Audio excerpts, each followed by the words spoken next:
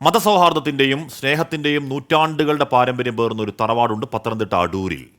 തിരുവിതാംകൂർ രാജാവായിരുന്ന മാർത്താണ്ഡവർമ്മയ്ക്ക് ഒളിത്താവളം ഒരുക്കിയെന്ന ഖ്യാതിയും നെല്ലിമൂട്ടിൽ തറവാടിനുണ്ട്. തനിമയൊട്ടും ചോരാതെ ഈ തലമുറയും തറവാടിനെ സംരക്ഷിക്കുകയാണ്.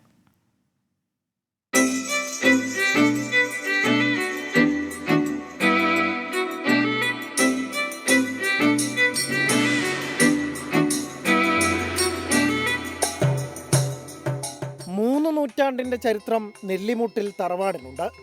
അത് ബന്ധിപ്പിക്കുന്നതാകട്ടെ തിരുവിതാംകൂർ മഹാരാജാവായ മാർത്താണ്ഡവർമ്മയുടെ പേരിനൊപ്പം. ചരിത്രരേഖകൾ പ്രകാരം 14-ാം വയസ്സിൽ കാൽനടയായാണ് മാർത്താണ്ഡവർമ്മ അടൂരിലെ പുരാതന ക്രിസ്തീയ കുടുംബമായ നെല്ലിമുട്ടിൽ തറവാട്ടിലെത്തുന്നത്. 8 വീട്ടിൽ പിള്ളമാരിൽ നിന്ന് പ്രാണഭയത്താൽ ഒളിവിൽ കഴിഞ്ഞിരുന്ന കാലത്ത് രാജാവിന് ആതിഥ്യമൊരുക്കിയ സ്നേഹത്തിൻ്റെ കഥയാണ് ഈ തറവാടിൻ്റെ ചരിത്രം. എനിക്ക് അന്ന് അഭയവും അന്നവും അരുളിയ അമ്മച്ചി ഈ ദേശത്തിൻ്റെ തന്നെ അമ്മച്ചിയായിട്ട് കരുതപ്പെടും. നെല്ലിമൂട്ടിൽ കുടുംബത്തിൽപ്പെട്ട പുരുഷന്മാർക്ക് മുതലാളി എന്ന സ്ഥാനവും രാജാവ് കൊടുക്കുകയുണ്ടായി. അതോടൊപ്പം രാജാവ് നെല്ലിമൂട്ടിലെ അമ്മച്ചിക്ക് പട്ടും വളയും സമ്മാനിച്ചതായിട്ടുമാണ് ഇതിൻ്റെ ചരിത്രം. ആതിഥേയത്വം നൽകിയ തറവാട്ടിലെ അമ്മയെ കൊട്ടാരത്തിലേക്ക് വിളിപ്പിച്ച രാജാവ് അവരെ നാടിൻ്റെ അമ്മയായി പ്രഖ്യാപിച്ചതും സമ്മാനം നൽകിയതും ചരിത്രരേഖകളിൽ ഇടം പിടിച്ചിട്ടുണ്ട്.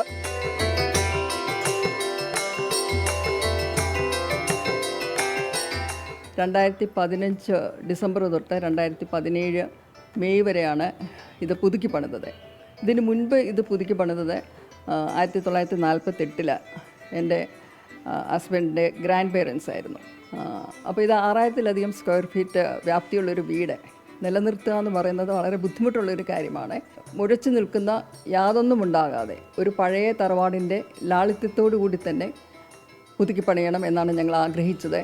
നെല്ലിമുട്ടിൽ തറവാട്ടിലെ വിവിധ തലമുറയിൽപ്പെട്ട അംഗങ്ങൾ എല്ലാ വർഷവും കുടുംബയോഗവുമായി ഒത്തുചേരാറുണ്ട്. ഇന്ന് നടക്കുന്ന വാർഷിക യോഗത്തിൽ 24 chief editor R Sreekandan Nair മുഖ്യാതിഥിയാകും.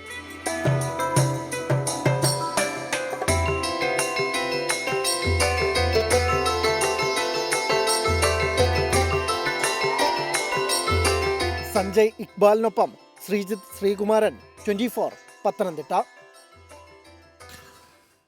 വേസ്കേനോടെ എന്ന് കുറെ പ്രേക്ഷകർ ചോദിക്കുന്നുണ്ടായിരുന്നു. അപ്പോൾ അതിനുള്ള മറുപടി ഉത്തരവായി.